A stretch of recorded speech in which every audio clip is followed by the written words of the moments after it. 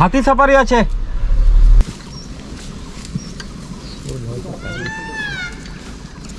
Leopard পাওয়া যায়?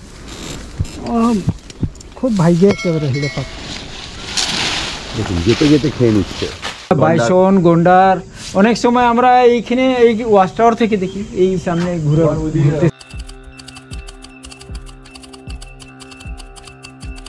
যারা উত্তরবঙ্গের এর আগের পর্বগুলো দেখেননি তাদের জন্য বলে রাখি, আমরা কলকাতা স্টেশন থেকে ট্রেনে করে চলে এসেছিলাম নিউ কোচবিহার জাংশনে। সেখান থেকে গাড়ি করে এসে উঠেছিলাম দক্ষিণ মেন্দাবাড়ির জেডি হোমস্টেতে। ফ্রেশ হই, ব্রেকফাস্ট কাম লাঞ্চ সেরে সোজা ভুটানের ফুনসিলিং। সেখানে সাইট সিন করে ফেরার পথে চিলাপাতার জঙ্গলে দেখা হয়েছিল হাতির দলের সাথে। পরের দিন ব্রেকফাস্ট সেরে বেরিয়ে পড়লাম বক্সা রিজার্ভ ফরেস্টের অন্তর্গত সিকিয়াঝোড়া জয়ন্তীতে। সেখান থেকে সোজা বক্সা ফোর্ট। পরের দিন ভোর ভোর ঘুম থেকে উঠে হাতি সাফারির জন্য রেডি হয়ে নিলাম। আমি এখন রয়েছি দক্ষিণ মেন্দাবাড়ির জেডি হোমস্টেতে। এখন বাজে সকাল 5টা 6, মানে ভোর 5টা 6। যাব হাতি সাফারিতে। এই হাতি প্রসঙ্গে একটা কথা বলি, এখানে কিন্তু চারিদিকেই হাতি। কালকে রাত্রিবেলা 12:30 1টার সময় ক্যানেস্তারা পেটানো, বোম ফাটানো, জঙ্গল পার্টি যারা আছে তারা এসব করছে, মানে হাতি কিন্তু আশেপাশেই কোথাও আছে।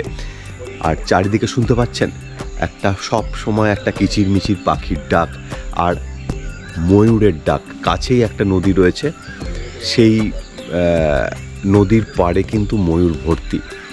বেশ জোরে জোরে ডাকছিল সকালবেলা। সাফারি করার জন্য ভোরবেলাই হচ্ছে আদর্শ সময়, সেজন্য উঠতে হয় ভোরের আলো ফোটার আগে।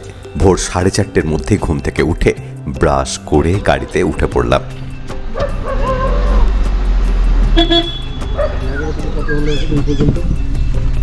কাকু, ও কাকু, হাতি সাফারি আছে।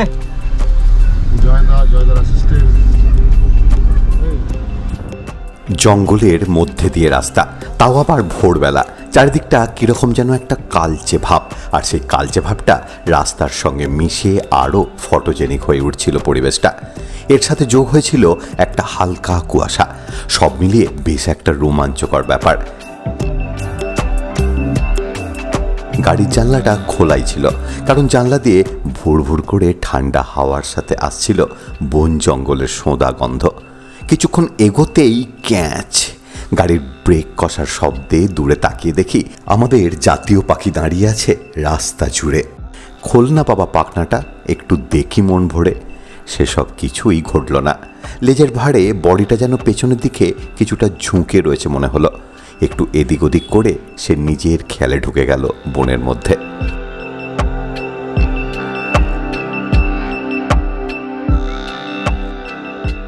গাড়িটা এসে থামলো কোদালবস্তি ইকো ট্যুরিজম সেন্টারের সামনে। এখান থেকে আমাদের গাইড উঠলেন আর দেখাতে হলো আগের দিন কেটে রাখা টিকিট বুকিংয়ের প্রমাণ। সেসব ব্যাপারে পরে আসছি, আগে তো জঙ্গলে ঢুকি।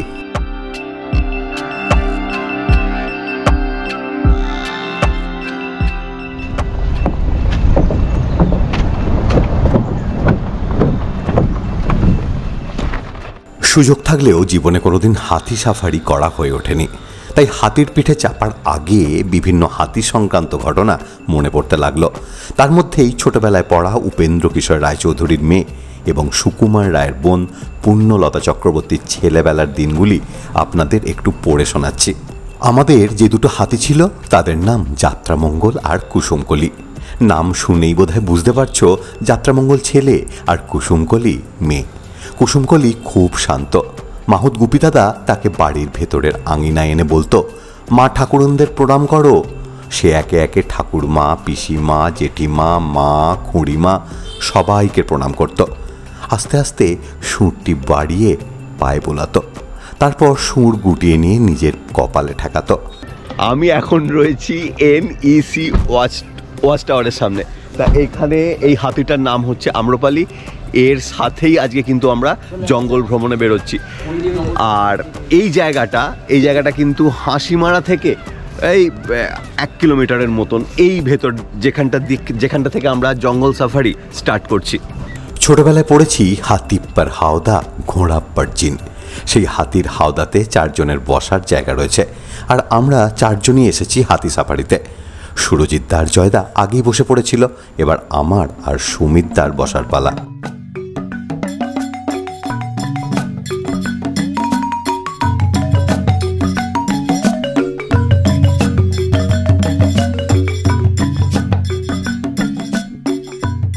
সূর্য লাল ডিমের কুসুমের মতন উঠছে আমার ওইদিকে, আর আমি এখন হাতির পিঠে চড়ে হাতি সাফারিতে। একটা সম্পূর্ণ অন্যরকম অভিজ্ঞতা। কীরকমভাবে হাতির পিঠে উঠলাম সেটা আপনারা দেখেছেন। হাতি বিভিন্ন জায়গায় মুভ করছে, এদিক ওদিক খাওয়া দাওয়া করছে এবং দুলকি চালে এগিয়ে চলছে। ফাঁকা পেট তবু সহ্য করে নেওয়া যায়, কিন্তু পটি না করে তো বাবা আমি মর্নিং ওয়াকে যাই না।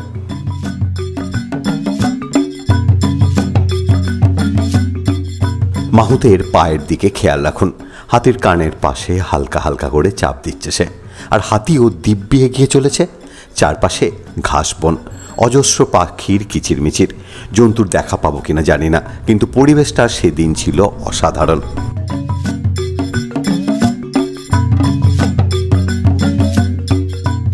আমি এখন কোদালবস্তিতে হাতি সাফারি করছি। এই হাতি সাফারি করতে হলে কোদালবস্তি যে অফিস আছে, মানে ফরেস্টের অফিস আছে, সেখানে আপনাকে তার আগের দিন, যেদিনকে করবেন তার আগের দিন বিকেল 5টার সময় চলে আসতে হবে। 6টা থেকে কিন্তু অফিস খোলে, তখন নাম লেখাতে হবে। সেটা আপনি হাতি সাফারি করুন কিংবা কার সাফারি। তবে হাতি সাফারির ক্ষেত্রে আমি যেটা করেছি সেটা হচ্ছে 1000 টাকা করে পার হেড, অর্থাৎ একটা হাতিতে 4টে সিটিং অ্যারেঞ্জমেন্ট আছে, 4000 টাকা। আর মাহুতের এই গাইডের জন্য 350 টাকা। টোটাল হচ্ছে 4350 একটা হাতি বুক করলে আপনার লাগবে। হাতি এখন খাচ্ছে, দেখুন পাতা খাচ্ছে।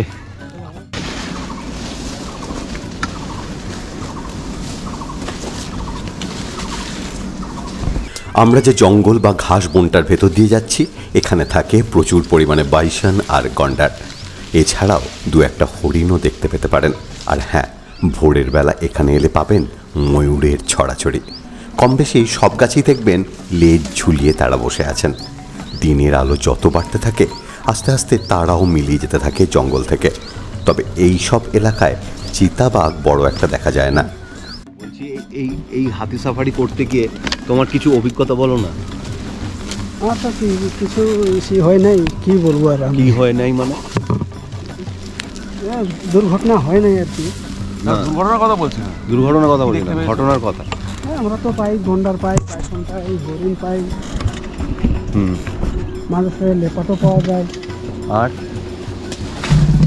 হাতির দোলও পাওয়া যায় মাঝে সাঝে। হাতির দল পাওয়া যায়? হ্যাঁ,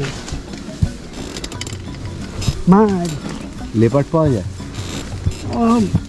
খুব ভাইগে একেবারে লেপাট। দেখুন যেতে যেতে খেয়ে নিচ্ছে। আরে সাবাস, দেখুন দেখুন, এটা ফিমেল। কত বছর? 26। 60 বছর অ্যাভারেজ আছে হাতির।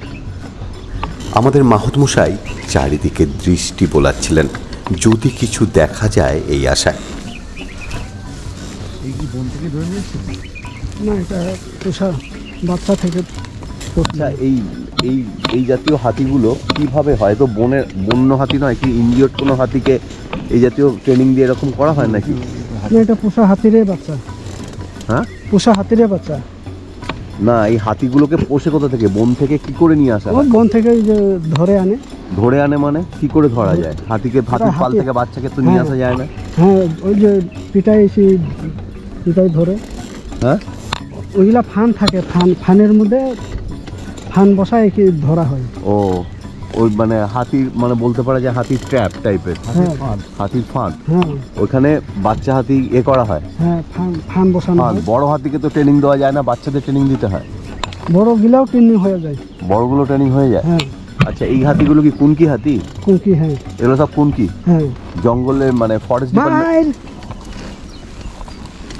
ডিপার্টমেন্ট কি এদেরকে কাজে লাগায় কিছু? লাগায়, কথা ওই যে পেট্রোলিং কাজে লাগায়।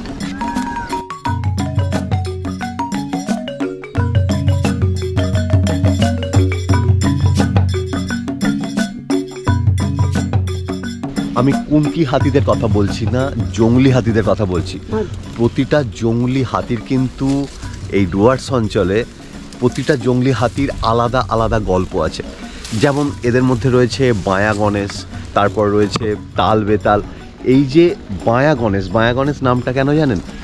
একটা দিক মানে বাঁ দিকের মানে দাঁতটা রয়েছে, ডান দিকের তার কোনো দাঁত ছিল না। আবার তাল বেতাল মানে হচ্ছে দাঁতের দুটো শেপ সমান নয়, একটা বড় কিংবা আর একটা ছোট। তা এই বায়া গণেশ আর তাল বেতালের কিন্তু বিশাল ঝামেলা হয়েছিল। এটা কি দেখা গেছে? সাম্বার।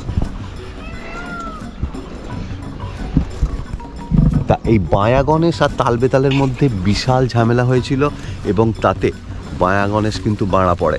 আর এই বায়া গণেশ কিন্তু খুব একটা সুবিধের হাতি ছিল না। এ কী করতো, বিভিন্ন হাতিদের যে গোষ্ঠী থাকে সেখান থেকে মেয়ে হাতিদের ফুসলিয়ে নিয়ে আসতো। এছাড়াও সামনে কোনো যদি মানুষ দেখতে পেত, সুর দিয়ে পেঁচিয়ে পা দিয়ে কিন্তু থেঁতলে দিত। তা যাই হোক,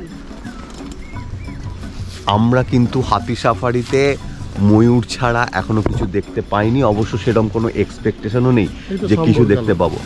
সম্বরের একটা হালকা ছিটকে গেল। হাতি বাবাজি মহা আনন্দে কান তোলাতে তোলাতে এগোচ্ছিলেন, কারণ ঘোরাঘুরির সাথে খাওয়া দাওয়াটাও বেশ হয়ে যাচ্ছিল। তবে একটা জিনিস লক্ষ্য করলাম, আম্রপালি কিন্তু বেছে বেছে গাছ খাচ্ছে। যা গাছ পাচ্ছে সেখানেই হামলে পড়ে কিন্তু সে খেয়ে নিচ্ছে না। ব্যাপারটা বোঝার আছে। আপনারা কি বলেন?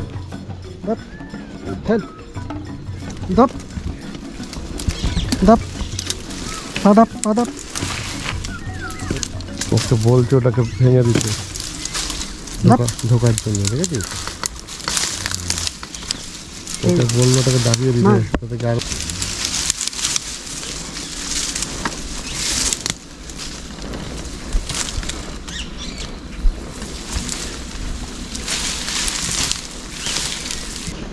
আচ্ছা, এই বর্ষাকাল ছাড়া বাকি সময় যে জুন মাসের পর থেকে 3 সেপ্টেম্বর পর্যন্ত বন্ধ থাকে, ওই সময় ছাড়া বাকি সময় সবসময় কি হাতি সাফারি চালু থাকে?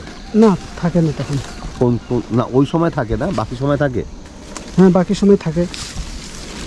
আচ্ছা, 3 মাস বন্ধ থাকে, তো 3 মাসের পরে আরো। কোদালবস্তুতে কি একটাই হাতি সাফারি হয়, মানে একটা হাতিরই হাতি সাফারি? এখানে হ্যাঁ একটাই হয়, হাতি সংখ্যা বাড়ায়নি? বাড়ায় না।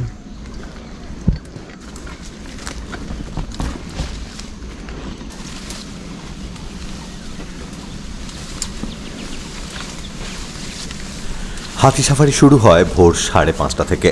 3টে শিফটে চলে সাফারি। 1 ঘন্টা সময়ে ঘুরিয়ে দেখানো হয় এলাকাটা। আমাদের অবশ্য একদম শুরুরটাই ছিল 5:30 থেকে।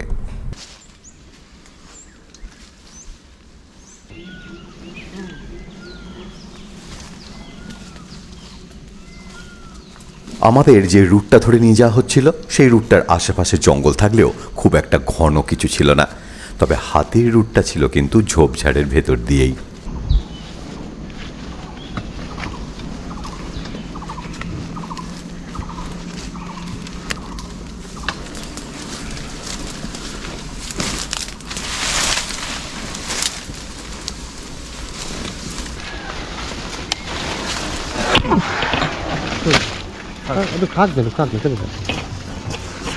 হাতি এখন যে রাস্তাটা ধরে যাচ্ছে, খেয়াল রাখুন, দেখতে পাবেন প্যারালালি অনেকগুলো তার খুঁটি দিয়ে বাঁধা রয়েছে এখানে। কিন্তু এই তারের ওপারটা জঙ্গলের এরিয়া নয়, সেজন্য জঙ্গল থেকে যাতে কোনো পশু তারের ওপারে না যেতে পারে সেজন্য এই তারগুলোর ব্যবস্থা। আর সন্ধ্যে 6টা থেকে সকাল 6টা পর্যন্ত এই তারগুলোর গায়ে ডিসি কারেন্ট দেওয়া থাকে। তার ফলে জন্তু জানোয়ারেরা কোনোভাবে এই তারের গায়ে টাচ করলে কারেন্ট খেয়ে আবার চলে আসে জঙ্গলের দিকে।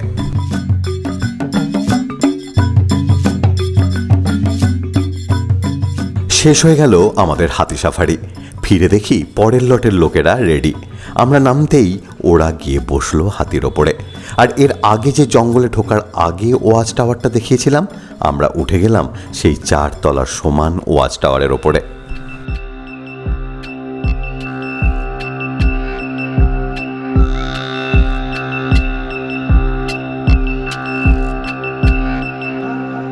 জিপ সাফারিতে ফার্স্ট ট্রিপ আর লাস্ট ট্রিপটা মানে জিপ সবথেকে ভালো সাফারিতে হয়। সব থেকে ভালো, আর আর হাতি সাফারিতে সেকেন্ড ট্রিপ সব থেকে ভালো। সব থেকে ভালো হয়। থার্ড ট্রিপে রোদ হয়ে যায়। ওই দিকটা কি আছে? ওই জায়গাটা কি আছে? জলদাপাড়া। জলদাপাড়া ওখানে ওইটা, তোরসা নদী হ্যাঁ আছে। তোরসা নদী পার করলে আপনার জলদাপাড়া, হ্যাঁ। ওই যে ক্যাম্প দেখা যাচ্ছে ওইটা হলো সিল তোরসা ক্যাম্প। আচ্ছা, ওই যে ওখানে গ্রিন কালারের বাড়ি দেখা যাচ্ছে ওইটা সিল তোরসা ক্যাম্প আছে, ওইটা প্রোটেকশন ক্যাম্প। আচ্ছা। এখানে কি রেগুলার এগুলো দেখা যায়? বাইসন আর হ্যাঁ, গন্ডার? বাইসন, গন্ডার। অনেক সময় আমরা এইখানে এই ওয়াচ টাওয়ার থেকে দেখি, এই সামনে ঘুরতেছে বাইসন, গন্ডার, কোনো সময় হাতিও দেখি। হাতিও দেখে। হ্যাঁ, আর একবার আমি লেপার্ডও পেলাম এইখান থেকে, ওরা ট্যুরিস্ট গেছে ওইদিকে, হ্যাঁ। আমি এইখান থেকে দেখতেছি, ওরা দেখতে পাইনি লেপার্ড। ওয়াচ টাওয়ারের ওপর উঠে খালি চোখে অতটা বুঝতে পারিনি। আমাদের গাইড দাদা বলল, ওই দেখুন বাইসন ঘুরে বেড়াচ্ছে। ক্যামেরাটা জুম করলাম, দেখি 100-150 মিটারের মধ্যে একটা বাইসন ফ্যামিলি ঘুরে বেড়াচ্ছে। সলিড মাস্কুলার বডি, সবকটাই বেশ স্বাস্থ্যবান।